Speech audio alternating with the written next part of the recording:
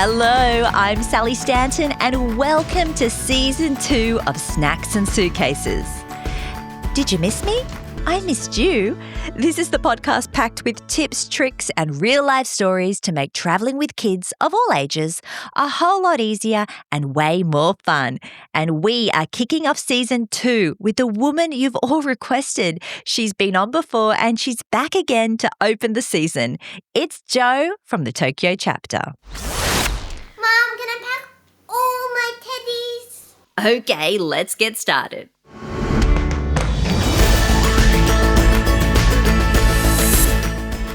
I've really missed you guys, but I promise I haven't been off sipping cocktails on the beach, maybe a few glue vines by the fire, but I've actually been busy, super busy behind the scenes, pulling together Season 2 of the podcast. I've lined up some really cool interviews with parent experts and even a few celebrities. Plus, there's a giveaway coming up next week, so make sure you stay subscribed. But today, due to popular demand, the fabulous Jo McGregor, the powerhouse behind the blog, the Tokyo chapter, is back. And this time, she's breaking down the basics, everything you need to know about traveling to Japan with kids before you go. She's got a great timeline to follow, from before you even book your tickets right up until the moment you board that flight. You'll probably want to listen twice or even grab a pen and take notes. All right, let's get Season 2 on the road. Jo McGregor from the Tokyo chapter, welcome back to Snacks and Suitcases. I'm so happy you agreed to make another appearance. Oh, thank you so much. I'm excited to be here. I'm a little bit more nervous this time. I'm not sure why though. Oh, don't be nervous. Don't be nervous. Your 2 episodes have been so popular on the podcast and I've been inundated with questions about Japan, so I thought I just have to get you back on. Oh, good. I'm happy to talk about Japan anytime. Well, when we discussed this episode, you suggested we chat about the basics you need to know before you go, because that's what you get asked a lot. I do. I get asked a lot and I understand why people want to get it right. Not that there's a way to get it wrong. But if you're paying so much money and especially if you're taking kids over probably for the first time for them to visit Japan or maybe the whole family, you don't want to have any regrets of if only we packed this and this little glitch wouldn't have happened or we would have had a smoother just a trip in general if we'd known this ahead of time. So I love to swoop in and be like, oh, just pack this. And if you don't use it, then who cares? Or how about think about this? And just things that I wish I'd known at the start and have learnt through my own mistakes. My partner said to me when I was planning a trip, how about we just don't plan anything? And my chest just tightened and I was hyperventilated. How could you even suggest that? There is no spontaneity with me. Same, and I completely relate. But I wouldn't even call you a worrywart for saying that. You just want to make sure you get it right for yourself and your family, especially if you feel like you're the main organizer of the holiday. And in Japan, being organised is really rewarded. It's seen as a really good skill of the world. So there's nowhere better to be overly organised than Japan, I think. Well, that's obviously genetic for me. I blame my genes. Must be. But then also when you said about the being spontaneous, I do have a lot of people say, oh, we just want to wing it. And I totally understand that. But I think it's a good idea to have the framework in place for the things that are really important to you so that spontaneity can happen. So I think it's planning so that you can be spontaneous. So a beautiful mix of being spontaneous so you can be chill.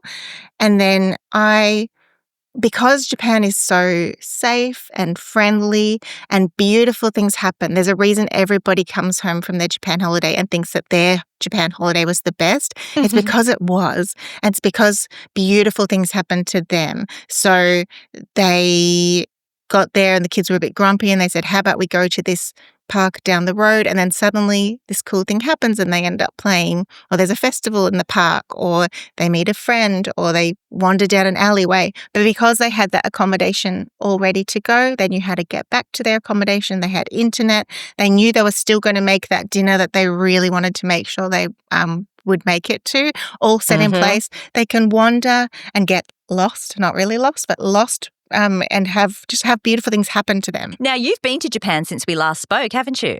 I have, and I've had a lovely time. It was gorgeous. It was just at the start of summer, so starting to get very, very hot. But it was really, really special. Did you spot anything new, anything exciting you suggest people should be doing, adding to their list? I mainly just wanted to find out more information for families. So I spent a bit more time in Otsuka. I spoke to you about it last time, which is an area in Tokyo that I really love. It's on the Yamanote, which is the city loop line. And it feels a bit like a suburban neighborhood, but it's not because you're literally on the city loop line. Yeah. And so I looked at some more options for families there and found some more restaurants. I also spent a lot of time in Osaka. I did a bit of work in Osaka with a few different companies and got to really fatten up the restaurants and the different kinds of things you can do. And then I wandered to some new areas. I went to Numazu, which is kind of the gateway to the Izu Peninsula. So it's drivable from Tokyo. Well, I rented a car and drove. And then I also went and stayed in Niigata, which was absolutely beautiful. I went and stayed up that way too. What's it like there? It was beautiful. It's very clearly set up for most of the tourists to be there in the snow.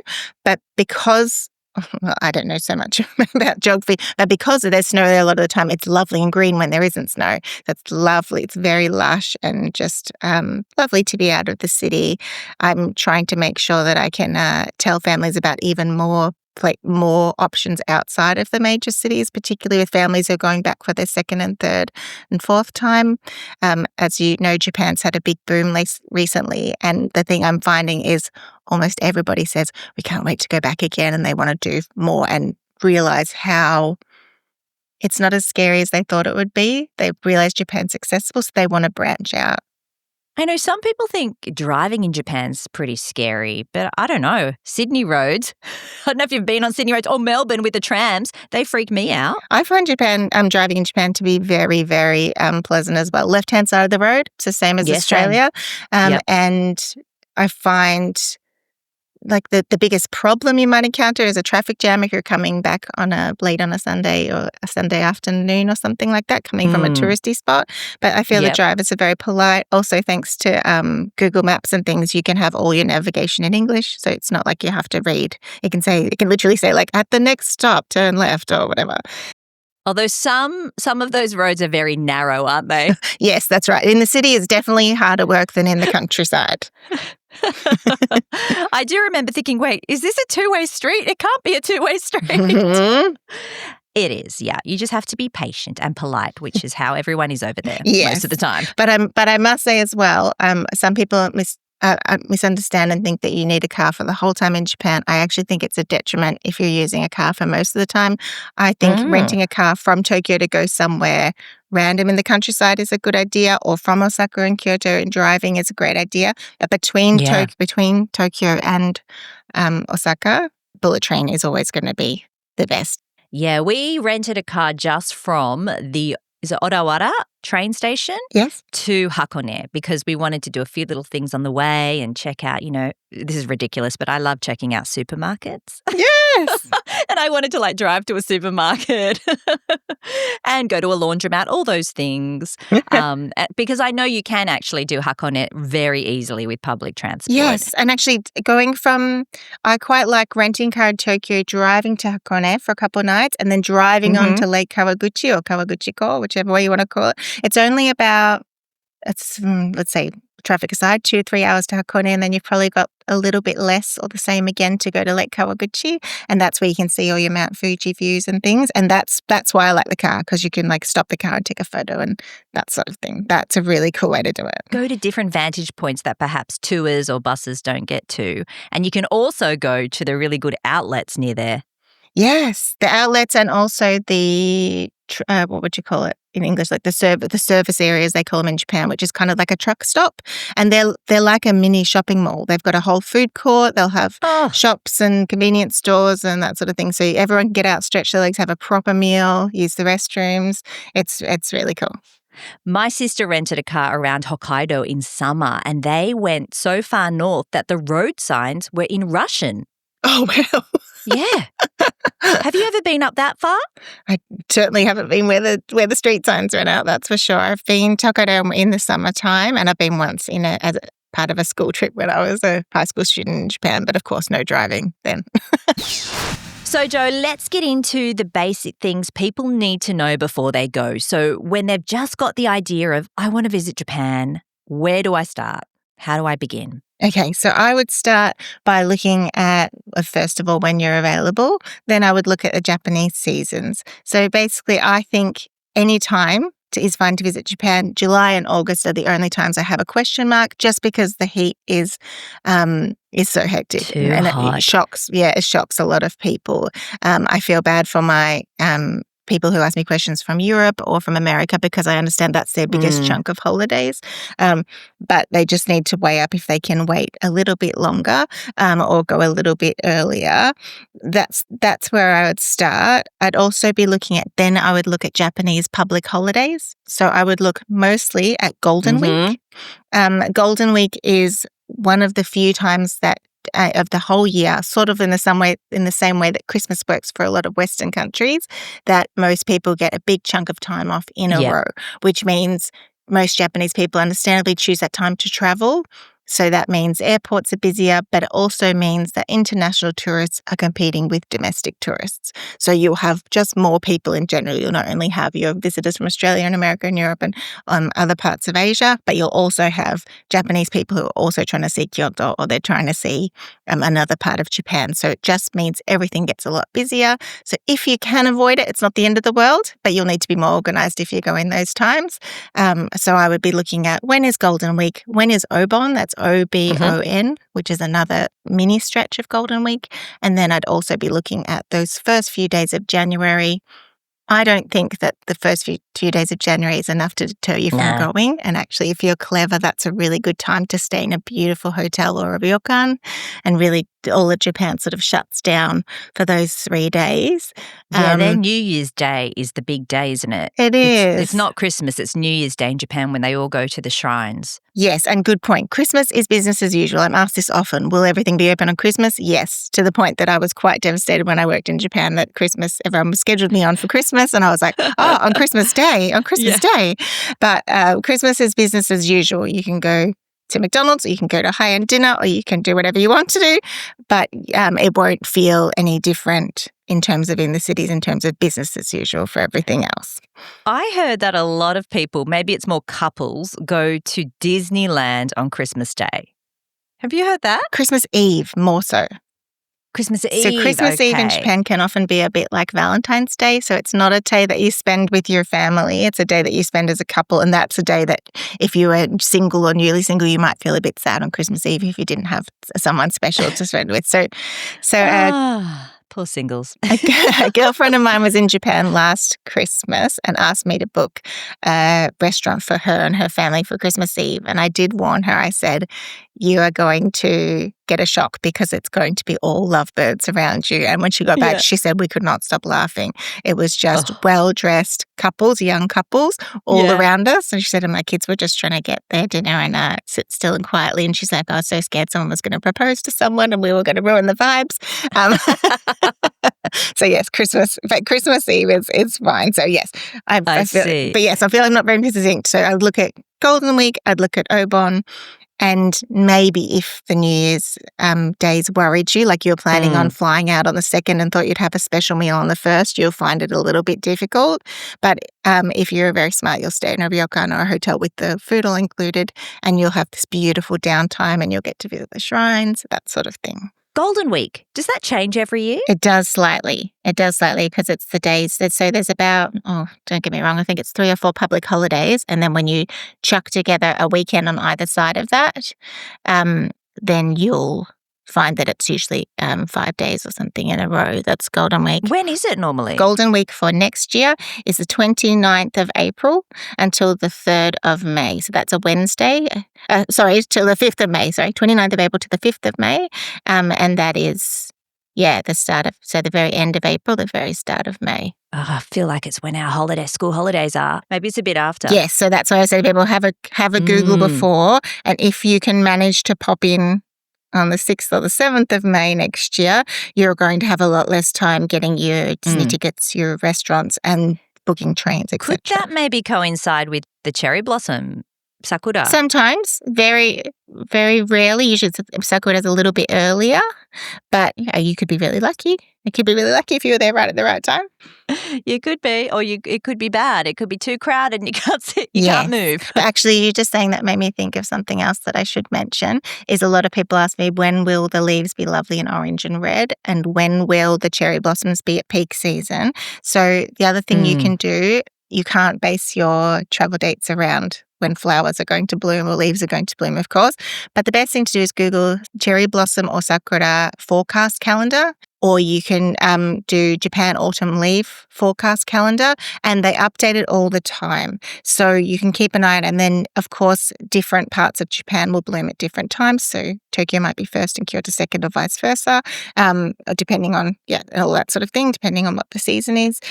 So you can keep an eye on that. And yes, you can't guarantee, but if you're there for the longest amount of time over that typical period, you might get lucky. Yeah, it's such a small window for the cherry blossoms, isn't it? I think the autumn colours are it's a little bit longer this season. I was very lucky. I've always been lucky to see the autumn leaves in late October, November is when I've noticed.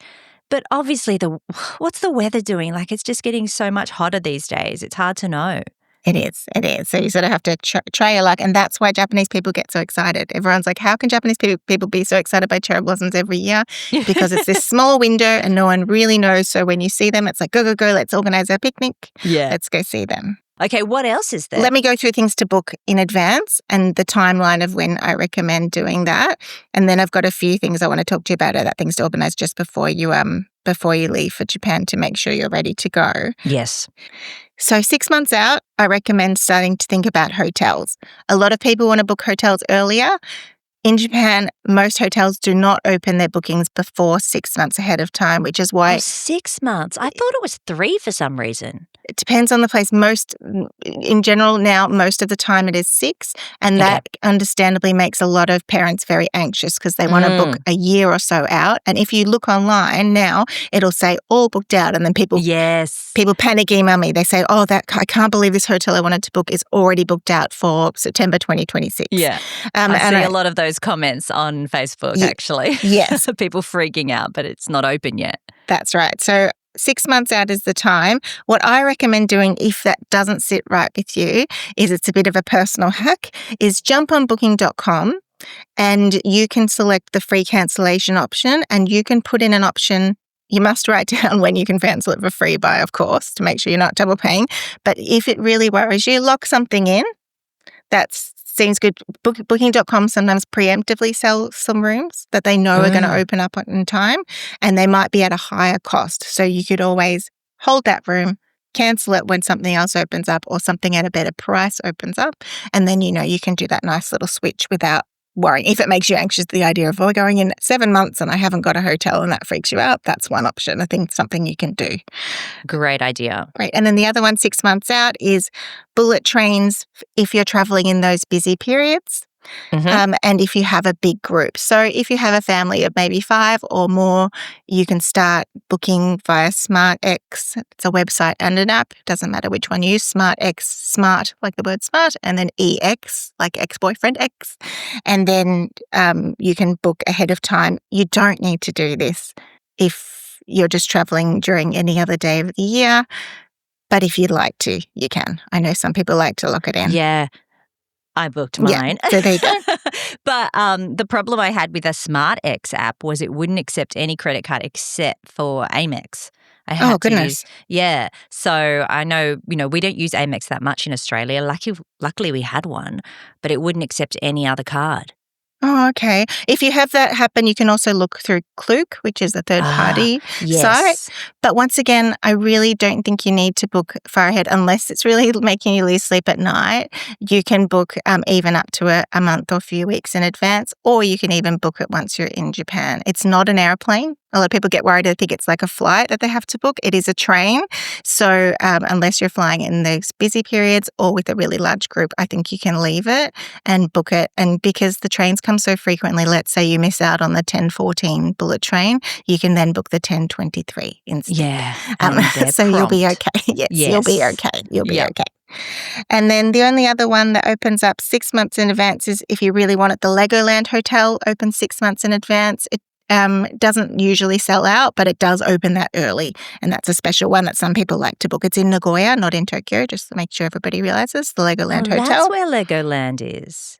It's in Nagoya, yeah. So it's an outdoor. There's a couple of discovery centers, which is like an indoor play center. Yeah, there's one in Tokyo and there's one in Osaka. Maybe there's one in Fukuoka, I'm not sure. But the big outdoor one is in Nagoya. And then, okay, so now we're on to 3 months out. You're 3 months out from your trip. 3 months out. If you want to stay in one of the Disney official hotels, Tokyo Disney hotels, they open up 3 months in advance. They go quickly. They go quickly. You don't have to stay in one of those. You can stay at another hotel near Disney, or you can also commute from Tokyo. Tokyo is only 30, 40 minutes. So if you found really good accommodation in Tokyo, you do not have to stay near Disney. And a lot of people are a bit confused asking me where we can stay on site. What did they use? On location or something at Disney, like in America, apparently you can stay in the park. That's not really a thing in Japan. The official hotels are right outside the park, and one of them, the Miracosta, looks onto the park, and the New Fantasy Springs looks onto the park from some rooms. Yes. But there's none like inside the resort. No. The Fantasy Springs one, that was the tough one when I went last year, because the Fantasy Springs area in Disney World, Disney Sea, had just opened, and you had to book that hotel to be guaranteed entry into that world. And it was very expensive. You had to book a package deal, of course, and it just went so quickly. I think it's the most difficult hotel to secure in Japan right now, for sure. Is it really? Now the rules have changed that you don't need to stay at the hotel to access that area, but it's still the most popular. So I always say this to parents. I'm like, don't promise anything until you've got tickets. Don't promise your little girl who loves something that she's going to stay in a certain room. But I also think many people forget that Tokyo Disney Hotel, the official hotels, are great and they're a great novelty, but you don't have to stay there. I quite like a lot of the hotels around Tokyo Disneyland or Tokyo Disney Sea. They all provide a shuttle, so it feels a bit like your mum's come to pick you up at the end of the day when you're tired. I think it's really nice, like an Ibis Styles that we love there. It's really good. So it doesn't have to be the Mickey Mouse room that costs you $700 a night or that sort of thing. You can get a more normal hotel with a shuttle, that sort of thing. Yeah, okay, we did the Tokyo Bay Hilton, which was a partner hotel to Disneyland, which meant... and they have the shuttle too, don't they? They have a shuttle, but you're on the monorail line. The shuttle is right across the road. It drops you at the monorail. It takes longer to actually catch the shuttle than walk. So you're better off just walking to that monorail. It's probably just to ease the mind of people that they're not so far away as well. No, that's exactly what I'm talking about. The hotels nearby are also a really good option. Sometimes too, the official hotels, you've paid a lot of money. You're really not there that much because you want to be in the park during the day. So you're paying a lot of money to fall into a very expensive bed. So you're hardly there. Yeah, it doesn't have to be that way. And you don't want to spend a whole day having a lovely slow breakfast because you want to get out into the park. But I tell you what, they all booked out. All the Disney hotels booked out. And I was maybe a week too late on that 3-month thing because I didn't realize there was this 3-month rule. They were all gone. But luckily, just on the outside, they were all available. So that was great. I think I saw maybe on your blog, is there a hotel run by dinosaurs or robots or something? There is. It's a business hotel. It's a brand called Henna Hoteru, a Henna hotel, as in a strange hotel. And there's quite a few in the city. They're very clever. It's a very small business hotel, but they have dinos at the front, or they have androids who are at the front desk as well, who check you in, and it's really gimmicky and cute. Yeah, and they also have a shuttle, the one near Disney, that one's called Maihama, Henna Hotel Maihama, that has dinosaurs that greet you. That also has, and it's very reasonable. It's a very reasonably priced hotel. They have the shuttle and everything. I wouldn't mind trying that out. Okay, so Sally, you've got to get your pen, and for next time you have to write down 3 months in advance Tokyo Disney hotels. Book it in, okay? Yes. Okay, but that's only for the official hotels. The other hotels can come later, okay? And then other one, 3 months out, chicken ramen workshop at the Cup Noodle Museum. That opens 3 months in advance if you'd like to book that. The museum itself, it's fine on the day or a week or two in advance. Is this the one is it Yokohama and Osaka? Yes, there's one in Yokohama and there is in Koshien, which is kind of Kind of Osaka, Close. kind of Kobe. Yeah. Mm-hmm. So 3 months out, Kidzania tickets are sold. That's the amusement park that has all the jobs that children can try. They get to be a petrol station attendant, or they can be a flight attendant or a pilot or a nurse or whatever they want to be. And English Day books out really quick. It does book Yeah. out quickly. English Wednesdays, that one does book out quickly. But there's a new package now where you can pre-book, I think it's 5 jobs that are preset, and so you don't have to worry about it, and they can do it in English for you. Oh, So unreal. it's more money, but it's sort of like a VIP package that you can pre-book, and then you don't have to do the whole lining up and trying to Oh, I would suggest that because it can do your head in at the start. agree. Figuring it all out if you don't know what you're doing and if you can't speak Japanese. Once you get going, it's fine. That's part of the fun, really. But I would like that VIP package next time. I always feel that Kidzania is a bit more stressful for me as a mum than Disneyland. And I remember walking around Kidzania my first time I took my children being like, surely they must sell wine in here somewhere. Oh, that would have helped. I'm not going to lie, because there is like that sort of adult breakout room up the top, and I thought there might be maybe a vending machine with a little vino. But no, there was not. No, Arimasen. that's right. Okay, now we're up to 2 months out. This is where you can book your Ghibli park for Nagoya tickets. Now, Ghibli has 2. There's a big Ghibli park in Nagoya, and there's a Ghibli museum in Tokyo. It's on the outskirts of Tokyo. They're both notoriously difficult to book. So I have to admit, when people send me a message and say I didn't get tickets, I feel like a little bit like saying you and everyone else, because it's very, very hard to book. So please, once again, don't promise anything that you can't guarantee first. 2 months ahead of time is when the Ghibli park opens for Nagoya. Also 2 months out is when Universal Studios opens for their tickets and their express passes. You need to buy your express passes ahead of time. Unlike Disney, where you buy them on the day. Oh, yeah. At Universal Studios, you buy your entry ticket and then you buy your express passes. Can you go without an express pass? Yes, you can. Would I ever do it? I would not. It's too much. It's too much waiting. Okay. It's just too popular, and you're not guaranteed to get into all the lands unless you have an express pass for that land. So some people will say, oh, we got there at 5 a.m. and we had no problem. We ran straight for Super Nintendo World and we got in. That's very nice. But when you're with small children, you don't want to do that. So let's pre-book that in.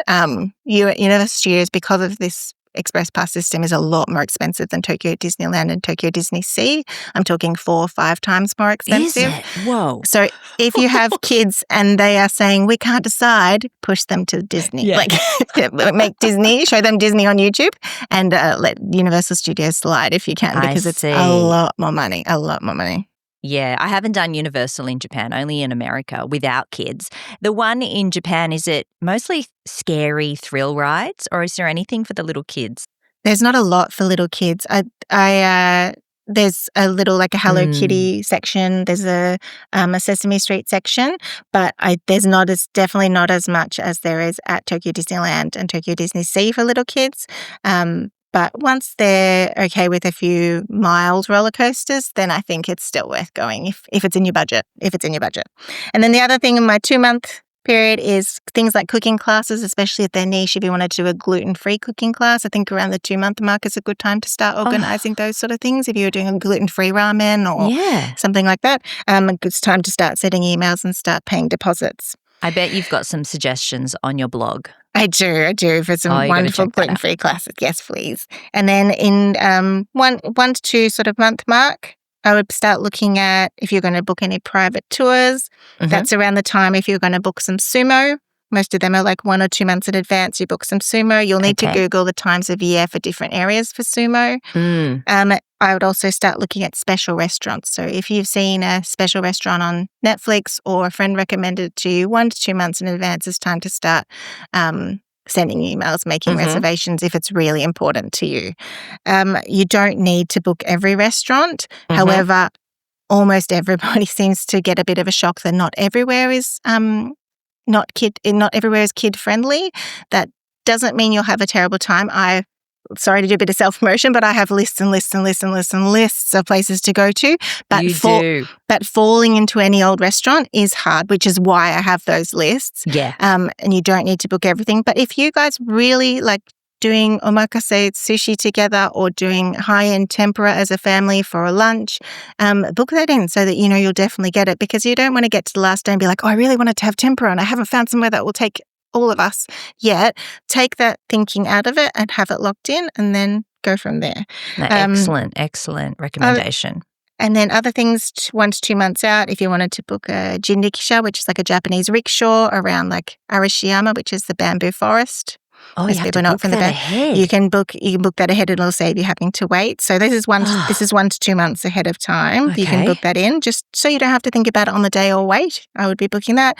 Or things like if you wanted to do a Dotonbori in Osaka river cruise, or you wanted to do things like the Ninja Museum. Right. That's the thing. So 1 to 2 months in advance, I would start jumping on websites or third-party sites and locking those in. Yeah. Team Lab? Team Lab, I've got that down for my 1 month out. 1 month, okay. 1 month out, I recommend booking just directly on their sites. You don't need to use a third party. It's all in English. You choose your time slots. It's all very straightforward. And they rarely completely sell out. It's very, very rare. So I recommend just 1 month or so in advance, start looking at when you think it'll fit in with your schedule. And there's 2 in Tokyo, and a lot of people ask me, should we do both? I actually think, no, you don't need to do both. Choose one or the other. Planets is the one where you walk into water and it has a set route. Borderless is the other one where you just wander around freely and can stay as long as you like. But you don't need to do both. They're both of similar vibe. So once you've done one, I think you can move on to other cool things. And then my last one, down to a month. Now, this is me being super nerdy. I don't want anyone to feel overwhelmed by my list, but it's just if people want to know like when and why, and there'll be hopefully most people will be like, we don't want to do that. We don't want to do that. But 1 month out, or 31 days out to be exact, is your Pokemon Cafe deadline. 6 p.m., 31 days before you want to go to the Pokemon Cafe is when, and just like Ghibli, it's very, very hard to get your hands on. So popular. I'm really lucky. My daughter is not into Pokemon at all, had no interest for it. But all the friends I have, especially with sons, not only, but the mums of sons, they desperately want to go there. Yes, that's right. What's so good about it? Well, I think it's to say, and I think it's because to say that you've been there. But yes, the food is not good, but the experience is very special. But it is very hard. So if you do miss out, then I really think there's so many other ways that you can lean into. There's great Pokemon stores. The one in Shibuya I've been to recently, my son loved it. There's lots of things to buy and there's lots of statues and things in the wall. Sunshine City in Ikebukuro has a whole section which looks, you could pretend that's Pokemon World. It's just like a shopping centre that has lots of Pokemon things. And you can also stay at the Pokemon themed rooms. There's a brand called Mimaru, which are the apartment hotels. They have Pokemon themed rooms, which I think would scratch an itch of someone who really loved Pokemon who didn't get cafe tickets, and you get to sleep in a Pokemon theme room. Oh, that'd be so that's pretty cool. And then your other things you might want to look at 1 month out is booking your Shibuya Sky, which is the big open-air observation deck in Shibuya. Your Disney shows and restaurants, if you want to book them, we never do. But if you have there's a certain type of restaurant in Tokyo Disneyland that is booking only. Most of them are romantic kind of vibes, like special occasion vibes. So with kids, I don't think it's so important. And some of their shows are booking only. So if that interests you, 30 days out is the time to do that. Back to Shibuya Sky, I booked a week in advance, but I originally tried to get the sunset spot. There's a whole thread on Facebook about this. Apparently, you need to book at 12:01 in the morning Japan time so you can be in the virtual queue. And then others said they tried it, but they were blocked out of it. No one in this thread knew how to get the sunset spot. I mean, obviously people do it. In the end, I gave up. So you don't need to go at sunset. Sunset is very busy, lots of people.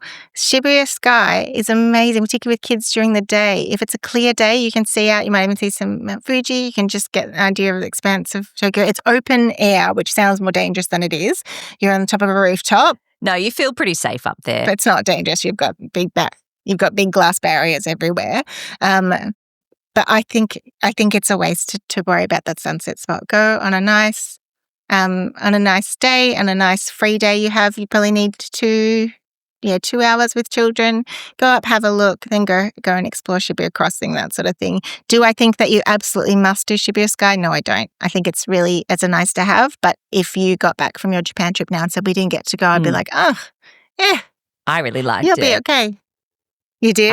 I liked it. The other thing, there were it was a booked out session, but then after we went to the rooftop, we went down a level where there's another lookout, another viewing platform, and there's a bar cafe there, and nobody was there. There was so much space. We took these photos, and it looks like we're the only ones at Shibuya Sky. It was amazing. Oh, that is unusual. So go up there to the cafe and sit up there for as long as you want. It was stunning. Oh, that's good. That was not what it was like when we went. All right, okay. That was not like that. So we were lucky. And then I've just got 3 more things. It's nice to have as well. A yakata bune. I don't know if you've ever heard of those before. It's like kind of like a dinner cruise, and you can do it. You can book those a few weeks out. You have a meal while you're on. The one I'm thinking of is Odaiba in Tokyo, and you have some drinks, and some of them have karaoke. Some of them have like a geisha show. So a yakata bune, I'll spell it out, YAKATABUNE, yakata bune. Yakata bune. Yes, and a lot of them accept kids, and it's just a lovely, particularly lunchtime thing to do or a nighttime thing to do. It's a really special way to see the city, and it just feels, oh my God, most of the floor of the ship is tatami, so you sit down at the table on the boat, and it's just so lovely, or kneel down at the table on the boat, I should say. It's really special. The other one is Legoland in Nagoya. It rarely ever sells out. It's not like Disneyland, but I think it's a good idea to book at least a few weeks in advance, because they do sometimes close for private events, and at least if you try and book in advance, if it says bao bao on the day you were thinking of being there, you will know what's going to work and what's not going to work for you. And baseball is 1 month out in advance thing as well. And what season is baseball? Oh, here you go. It says late March to October. What about sumo? Do you know the season for sumo? Because every time I go, it's not on. It depends what area you're in. So let's say for Tokyo, 6 tournaments are held in Japan each year, with 3 in Tokyo held in January, May and September. And each tournament lasts for around 15 days. Okay. But it's different for other parts of Japan. Right, okay. So you might be able to get one in. I've always wanted to see a sumo match, but have never had the chance, unfortunately. Oh, you will. Next time you can prioritize it. And if you wanted to as well, you can always go to the sumo stables. They're a bit touristy and cheesy, but you can see some either retired sumos or some people who are doing it for the show. And a lot of people really enjoy that, particularly with kids, because you can get right up there and they have volunteers come and try and push over the sumo wrestlers. So when you're Googling for those, Google sumo stables. Sumo stable. Oh, that's a good one. One of my favorite movies is Sumo Do, Sumo Don't. Have you seen that movie? I haven't. What is that? It's an old Japanese movie about these young sumo wrestlers. Not your average kind of sumo. You know, one's an ex-rugby player who didn't make it in rugby. Another one is like a string bean. It's a comedy. Japan do some excellent comedies. All right, I'm writing it down. Sumo do, sumo don't. Sumo, it's old. It's old. I watched it when I was at university studying Japanese. It's written down beautifully. Okay, can I talk now about some things that people, before they get on the plane, to go to? Yes, just before they step foot on that plane, what do they need to know? So the number one thing that I think is important is to check medication. So not only is your medication allowed, but what amount are you allowed to bring in? This is not something to just ask a friend and go with it. It's something or ask in a Facebook group. This is something you need to know because, of course, you're changing countries. I don't want anyone getting arrested or getting in trouble. This is not a confiscation issue. You could end up in some serious trouble if you take the wrong medication in Japan. So don't want that happening. Yes, that's right. So if you've got a question about it, the best thing to do is to go onto the Ministry of Health, Labour and Welfare website in Japan, and you can apply for something called Yunyu Kakuninsho, which is an import certificate, and they'll get back to you to say yes or no, or yes, but only this amount. So that's a really good option. If you haven't... So would you need to do that a few weeks before?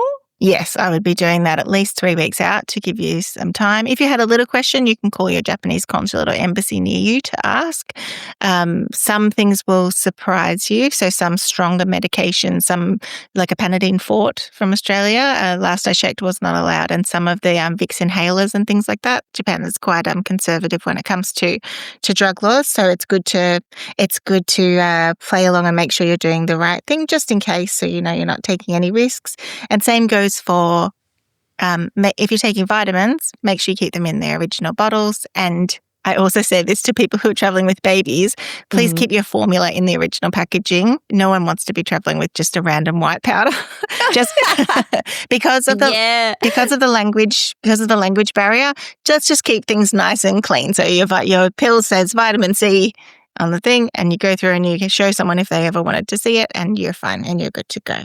Oh, great. Okay. So make sure you get your medications approved. Approved and sorted ahead of time.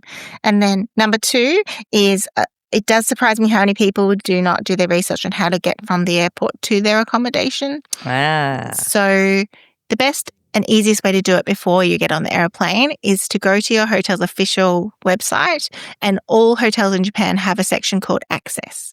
And it's part of the hotel's job to make sure that you can get easily from the airport to the hotel. So they'll tell you things like if there's a shuttle bus, which train route is the most direct, if there's a monorail somewhere. So that's the best way to map it out. Then you can take the next step for you, and you could use my Uber hack to have a guess.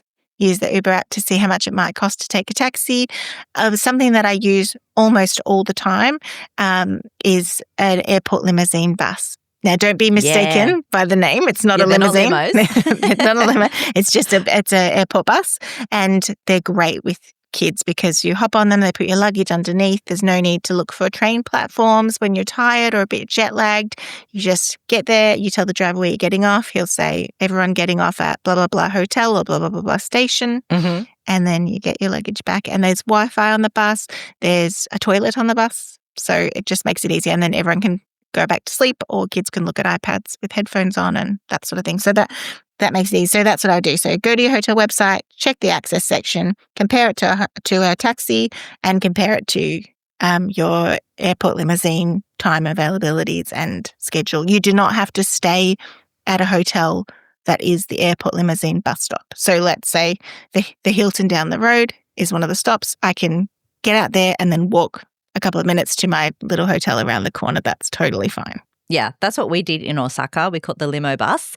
And then in Tokyo, double check, because I think it was Haneda Airport where we either arrived too early or too late for the bus. So we ended up having to catch a taxi. I think it was too late for the bus.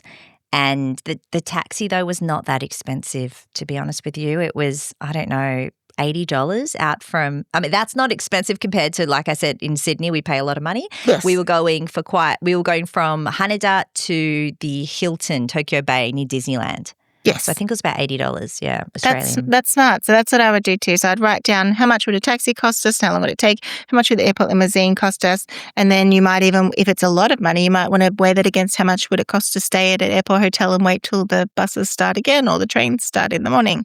You can do all that research ahead of time. Just make it easier with kids to also sets the tone for the rest of the holiday. This is going to be easy. So what we're going to do, we're going to get home and have a nice sleep, and then we'll start the holiday tomorrow. And then my next one is, it's more just to make everything easier, is it's best to know the height and weight of your children in metric, so in kilograms and centimeters, ahead of coming to Japan. That sounds really random, but if you have children in nappies or diapers, depending on where you're from, that's how diapers are measured in Japan, so by kilograms. So a nappy package might say these are for kids between 5 and 8 kilos, etc. So that's a good way to help. It also helps with what rides they can go on at amusement parks. And then you'll know straight away. You can look on the Universal Studios website and say, sorry, buddy, you're 116 centimetres and this is for 118 centimetres plus. Also, if you're going to rent a bike, they'll need to know, or a stroller, they'll want to know how much your child weighs to see if they will fit. And then clothing as well. So all Japanese children's clothing is by centimetres tall. So it'll even... Yeah, so if you see that 110, 120, 130, that's centimetres. Yeah, so because that's on all the kids' even if clothing. it's just for the upper body, so a T-shirt, we'll say 110. That's just for a child who is 110 centimetres tall. So it does help you if you need to buy a rain jacket or something like that. Then also a good idea to have easy on and off shoes for everybody, because you'll be taking your shoes on and off. So if you've got lots of buckles and zippers things, this is not the time. Maybe leave those ones at home on the holiday. Super annoying on your back. Yes.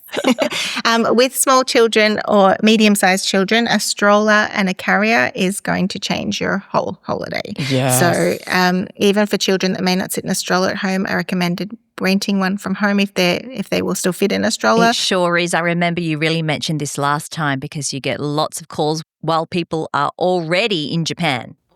Yes. And they're like, we thought that would be fine because they walk at home, but they didn't realize how much more walking is required. And then 3 more points. They're just really quick ones. Pack headphones for iPads if you're taking iPads with you. Japan on the trains requires quiet, and same if you're using an iPad in a restaurant or something. Headphones for iPads is a good idea. Other one is if your children are really sensitive to light, a lot of the more traditional Japanese accommodations have those like rice paper doors, and it's a lot of light coming through in the morning. So blackout blinds are a good option. You can purchase like travel blackout blinds. Some people say they really need those. Yeah, we used to use the Grow Anywhere baby blinds. They're just like black blinds with suction cups so you can stick them up on windows in hotels and everything. That was so handy. Yes, a lot of people like those. And then some people have like almost looks like a little cone that goes over the top of the cot or something for a baby. So they're like in a little tent. They're in a private tent. And then the last one that I have here is dryer-friendly clothes. So most of the hotels, luckily in Japan, have their own on-site coin laundry, particularly when they're family-friendly. But that means you're drying your clothes in the dryer because you want to keep moving for the day or check out. So if you have something special like a jumper that's not going to do well in the dryer, maybe leave it at home. But if you do have time, dry cleaning's super cheap in Japan. I had a few people ask how much cash should they take. I don't know if they just mean physical cash or how much money, what should they budget for a trip to Japan? Oh, budgeting is a hard question because I feel like it's like how long's a piece of string because it depends what kind of holiday you're having. It's very personal. It's very personal. For me, I think if you are going on a holiday and you're Australian, I think you should budget the same as if you were going on let's say a week's holiday in Sydney. I think you should have that once you've got your accommodation and flights sorted.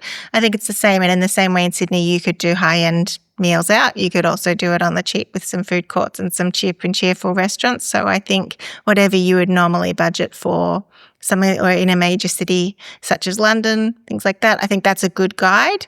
So yeah, a major city that's whatever you would normally spend. In terms of physical cash, I recommend taking out cash from a 7-Eleven once you're in Japan. Now, that 7-Eleven Japan is excellent and you can just withdraw money from the ATM. In terms of rates for doing that, that's decided by your bank. So have a talk with your bank before you leave. I like to carry around 30 to 40,000 yen on me at all times when I'm traveling with my children, just so I've got a nice little buffer and I don't miss out on anything. Japan is more cash heavy than other places since COVID and has changed. And a lot of people, either one or the other, they'll say to me, oh, you need cash for everything in Japan. And I say no. And they say, oh, but since the pandemic, you don't need any cash anymore. And to that, I also say no, because you do need a mixture. There's even some 100 yen stores that still require cash. There's a lot of ramen places only take cash. Any vending machines, shrines, temples. If you want to do any street food, any little souvenir shops near temples and things, that's cash. So you'd be doing yourself a disservice to only just have another thing too, and I think this is more for Americans than for Australians, you do need a physical credit card. So a lot of people like to just use their phone. Yeah. In Japan, you still need a good old card. There are some places, some hotels and things, but it's very rare to be able to tap using your phone to make payments, Yeah. so I wouldn't rely heavily on that. But the one thing you can use your phone for is the Suica card and tap it on and off when you're traveling on the trains. You can. Unfortunately, not Which is awesome. Not for kids yet, so you'll still need a physical card for children. But yes, for adults, that's a good idea. Or you can do a physical card for everybody, or you can all just buy tickets as you go. You can also, if that doesn't appeal to you, you can also buy tickets as you go. We make it a bit of a learning experience. How much is it between here and here? And my kids get involved and they help me find the line and they put in 260 yen or whatever. That also helps. So yeah, it's so good. I like the card for adults because you can load it up before you go. True. Before you even leave the country. You can, yes. And you can use that card to pay for anything in 7-Elevens in various shops around Japan. Yes, absolutely. Yeah. The Suica card, is that just Tokyo? So Suzuki card is mostly the Tokyo area, and then in Osaka they call, not just Osaka, in the Kansai area they call it Pasmo, but they do the Pasmo, same yes. things, and you can Yep. use them for either destination. It's not that they're limited to that area, it's just how they're sold. So once you have your Pasmo, you can use it for all of Japan. If you have your Suica, you can use it for all of Japan. But as for the money, I always take a travel card, credit cards, and cash. Last chat, we talked about luggage forwarding, which is just like a godsend. So do you want to remind our friends how we can do that, how we can take advantage of it? I do, and I find it takes a little while people get their heads around it, but I'm here from a mum to other parents. It is a game changer with children because your luggage will meet you at your next place. And what I like to do is have it meet me every second hotel and travel with like a light overnight bag. So what happens is you stay at a hotel when they have a front desk and they can organise it for you. They'll weigh your suitcase, measure your suitcase, and they'll send it off to your next hotel, and they'll tell you how much it'll cost. They'll do all the paperwork for you, and it needs at least 24 hours, which puts people off, but it's actually a blessing in disguise because you can then travel on the bullet train or anywhere, doing stairs, doing whatever you need to do, just really light. You don't need to worry about special tickets on the bullet train that has a special ticket for your suitcase, just on and So off. easy. So your suitcase will be waiting for you at the next hotel in your room or at the front desk as you check in, and it's really, really handy. So yes, as I was saying, I like to do it every second hotel, and I use it almost like a traveling wardrobe with me. So I do a wash at that hotel, put things back in, and then I send it off. And if you're smart, you'll send it 2 nights before you move, so then it's at the other place in time. Does that make sense? Have I gone too quickly with it? No, I think that's good. And you can't send it to Airbnbs, but you can send it to 7-Elevens or convenience stores. Is that correct? Not always. You can send it from most 7-Elevens and convenience stores. This is why for families, I recommend hotels over Airbnbs as much as possible, or staying in your Airbnb in between forwarding your luggage. So let's make up a fake itinerary. Let's say you're going Tokyo and then you're going to Osaka and then you're going to go and stay in Hiroshima. Maybe you send your suitcase from Tokyo all the way to Hiroshima and it's waiting for you at that hotel, or you can choose the day you'd like for it to arrive. You can say, I'd like for it to arrive at my Hiroshima hotel in 3 days, and then you travel to your Osaka or your Kyoto, whichever one I said, your middle accommodation, and that can be an Airbnb or just another hotel if you like, and you won't see your luggage during that time. So your luggage will meet you at the other end. Yeah. So that's how I keep So I just good. keep moving it and moving it and moving it. And the last hotel, I have a nice big pack, and then I take my suitcase with me to the airport. Ah, so good. And it's Kuroneko, isn't it? The black cat. Yes, Kuroneko. Is that the only company that does it? Yamato? Yamato and Kuroneko are one and the same, and they, they're the ones that deal with it. So you don't have to choose. It's not like you get to the front desk and they say, who would you like to send it with? That's Right. the There's one service. option. Yes, it's really handy. I think until you've been to Japan, you don't understand how handy it is because you don't understand how awkward it is to get up and around with your suitcases, and just how much more lovely it is to have your suitcase meet you there. You arrive at your hotel empty-handed. You go explore. Yeah. All right. Now, what about pocket Wi-Fi, SIM cards, global roaming? What do you suggest is best? I like with kids. I do. I'm a bit old school. I love a pocket Wi-Fi because I get one box that I can have the kids connect to as well on their iPads, so they can sit next to me and on the bullet train and quietly watch some Netflix or something like that, all on the one Wi-Fi. If you have bigger kids who are going to be wandering away from you, you might all want to get either your own pocket Wi-Fi or an eSIM. So I used an eSIM on my last trip. I wasn't traveling with my children, and that did the job really well. And with an eSIM, you don't need to worry about picking up anything or returning anything. But I have to admit, I do like a pocket Wi-Fi better myself. I just organise to have it waiting at the airport when I arrive. I pick it up, and I shouldn't say often, it always comes with a charger pack as well. So you can charge up your charger pack and your battery pack, and you can also use it to charge your phone during the day. And then when it's time to return the pocket Wi-Fi, the company give you an addressed envelope, and you pop it in the envelope. And just before you go through immigration, you put it in the post box. And then it's so done. easy. Yes, but the reason people need internet in Japan is because of the language barrier, also in order to be able to book things, and it just gives you flexibility to get lost. I speak Japanese, so I'm fine. But of course, if you wanted to use Google Translate, which is great, a great help, particularly with children, if you need to know what ingredients are in their food, you want to have internet access at all times. And then also in Tokyo Disneyland, there's no Wi-Fi. You can't even buy Wi-Fi. So you have to provide your own. You need that app. You can't do anything at Disneyland without Wi-Fi, so you must have it pre-organised. You must. Look, I personally had no problems with global roaming with Optus, but I was very nervous going over because it's hit or miss. Some people have it, other people don't. I was really nervous about it, particularly for Disneyland, because I wanted to get the fast passes and all the rest of it. Yes, exactly. Yeah. But luckily it worked for me, but I guess nothing's guaranteed. Nothing guaranteed. And I actually find that pocket Wi-Fi or eSIM is cheaper than paying for your international roaming as well. That is the other thing.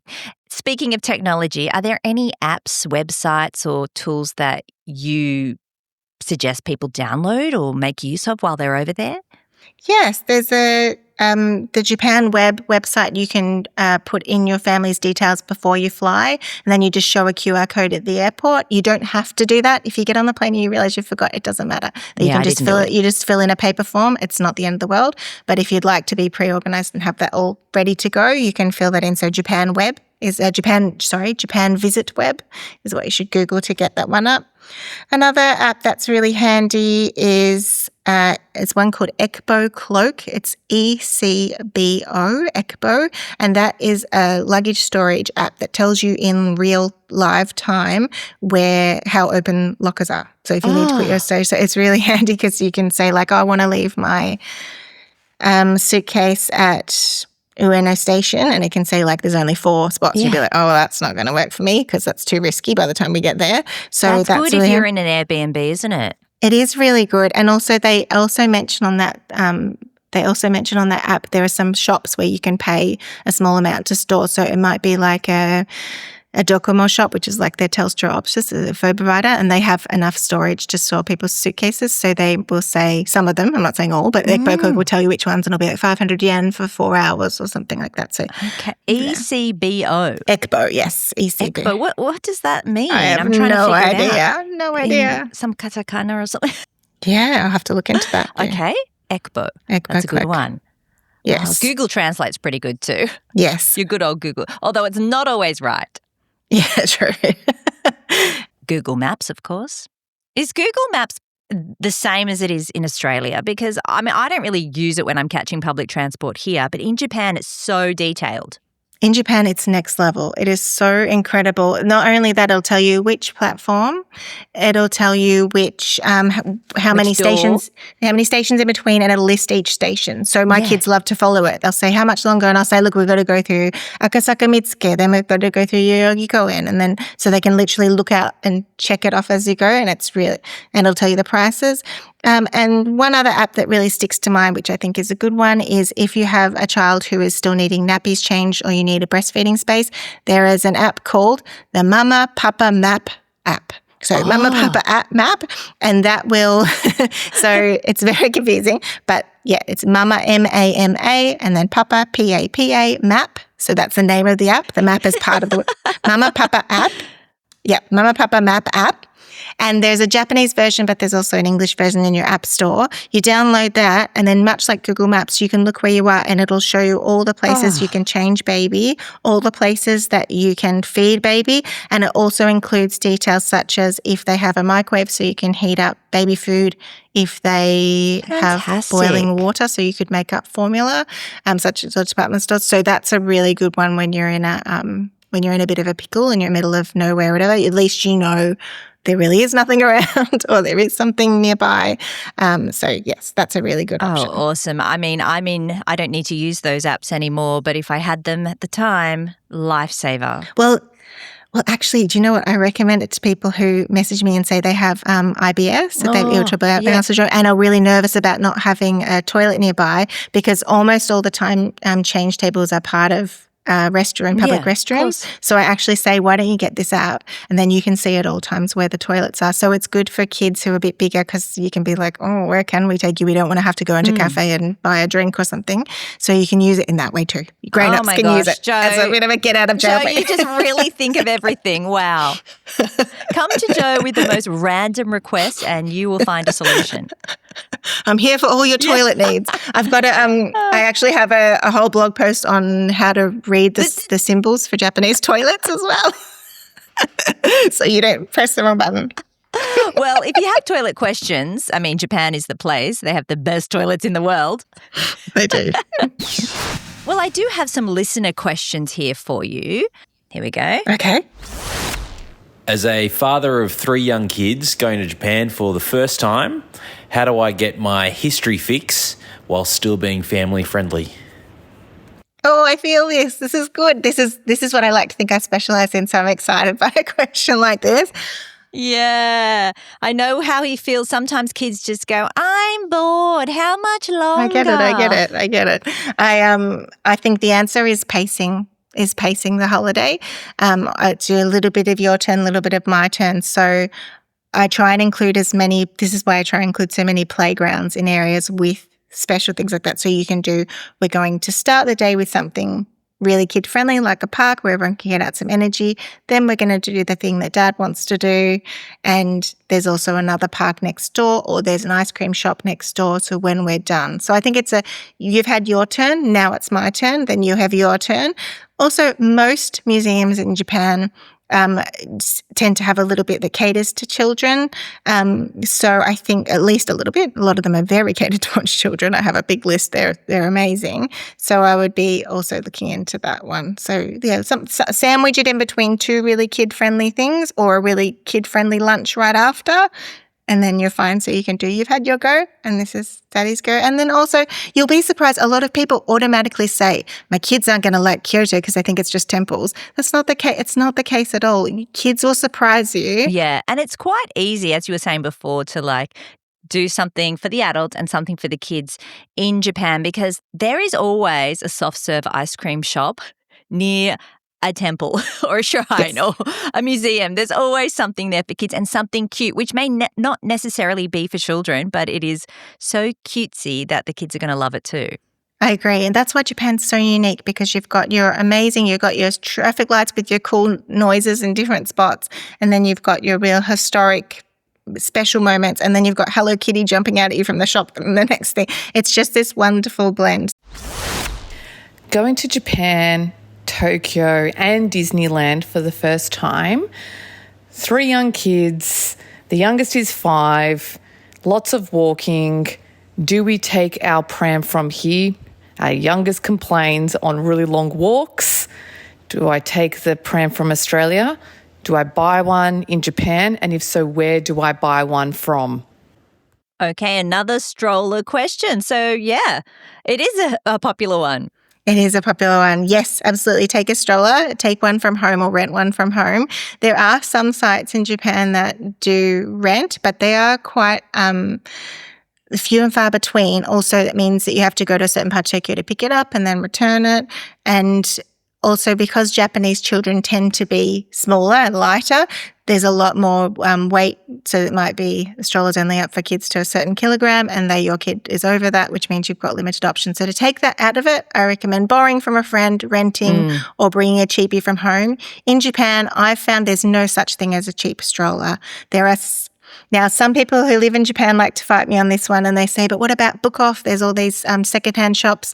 That's really risky. It's great in theory. You have a lot of time to look and go all over Tokyo to try and find the perfect one. It's a bit like me saying, if you're coming to Melbourne, just jump on Facebook Marketplace and you can find something. It's touch and go. You may find something perfect and cheap, but you may not as well. And then you've spent some of your holiday doing baby admin. You don't want to do that. So I recommend bringing from home. Your 5-year-old's going to have a much better time. Your bigger kids will have a better time because your 5-year-old will be in their little movable cage and they can just be wheeled around to do the things that they want to do as well. So yes, please bring one from home.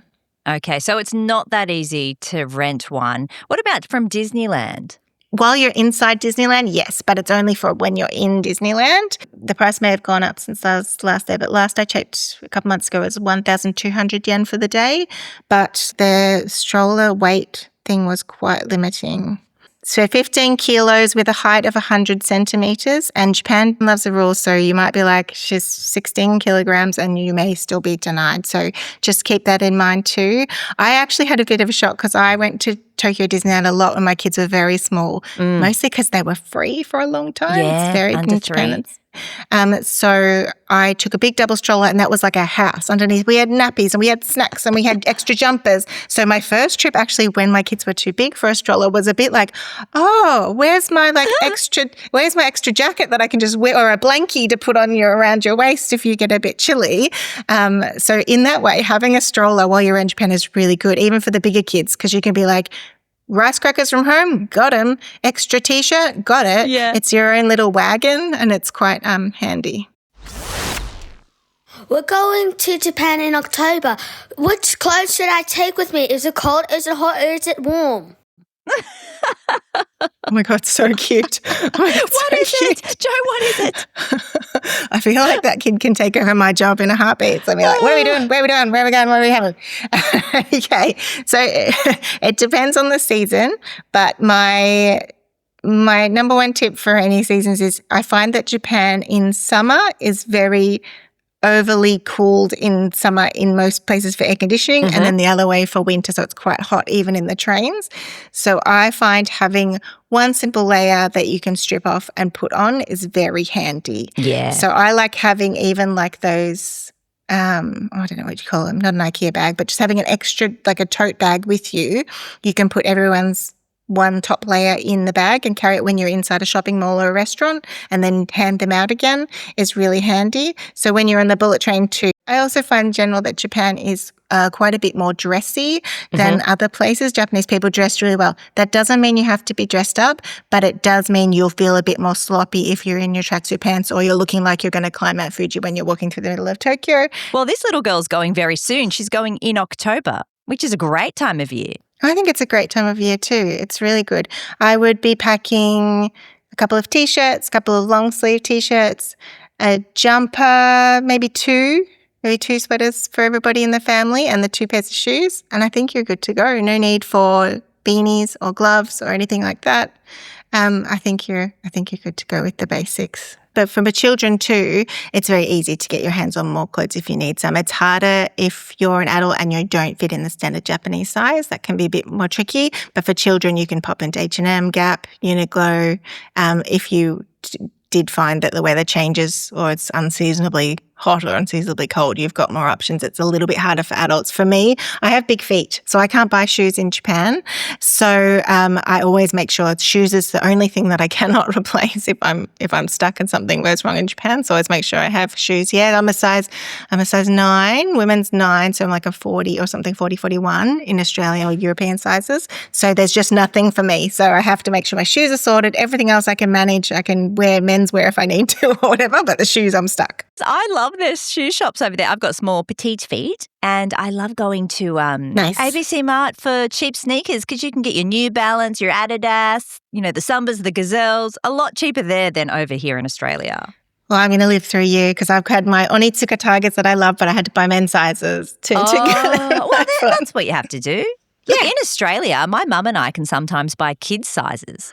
Oh, I'm so jealous. I'll live through you then with all the cute little Japanese shoes.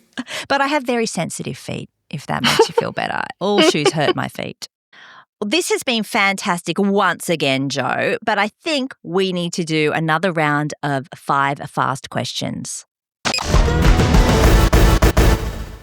Okay, here we go. The next city to blow up in Japan. Not a city, but an area, Nagano. People are finding Nagano and it's just gorgeous and I can see why. Yeah, the Alps, gorgeous. Alps, gorgeous. The water's beautiful. Yes. Speaking of, are you a beach, city or snow holiday kind of gal? I'm not really a snow holiday because I don't ski, but I like looking at snow. I'm a city girl. Absolutely city girl. Very much. Top tips to entertain kids on long-haul flights. Let's do 2. Little kids, I like very small children. I like to bring a balloon that's not blown up, and I blow it up a little bit, size of a tennis ball, and we play that in our little section together. For bigger kids, those scratchbooks. So my kids are bigger now, but they still like to watch something on the TV while they're doing something with their hands. So there's books where you scratch off the black and it reveals a picture underneath. Anything arty like that seems to be really popular at the moment. And there's little travel board games for bigger kids are really good too. Just something little, a pack of Uno is always good to have in my bag for if we got delayed. What's one of the first things you do when you arrive at your destination? So easy. Convenience store visit. Always. Even my son reminded me we're going to Japan very soon. And he was like, no, remember what we have to do. As soon as we get to the airport, we have to go and get my 7-Eleven chicken. I need my little caramels and I need my drinks. And yes, always. Yum. What's the one Japanese snack you can't travel without? Oh, so I think I gave you some Japanese snacks last time that I really like. But to add on to those, I'm really liking, I think I said Topo last time. Topo has like a darker chocolate option at the moment too that I really, really like. And then there's also these I'm going to say ice creams because they're in the ice cream section, but they're like a bar and it's either 100% mango or maybe not 100%, but it's a big portion of mango or a big portion of pineapple, and some of them have peach, and they're just the most delicious snack to have. You just buy them from the ice cream freezer section. They're so good. Oh, yum. Well, thank you once again, Jo. You are just like an encyclopedia of knowledge for Japan and taking kids to Japan so everyone can have the best time ever. And we will have you back on the podcast soon to talk about Osaka and Kyoto. But for today, thank you so much. Arigatou gozaimasu. Thank you. Arigatou gozaimasu. We'll see you soon.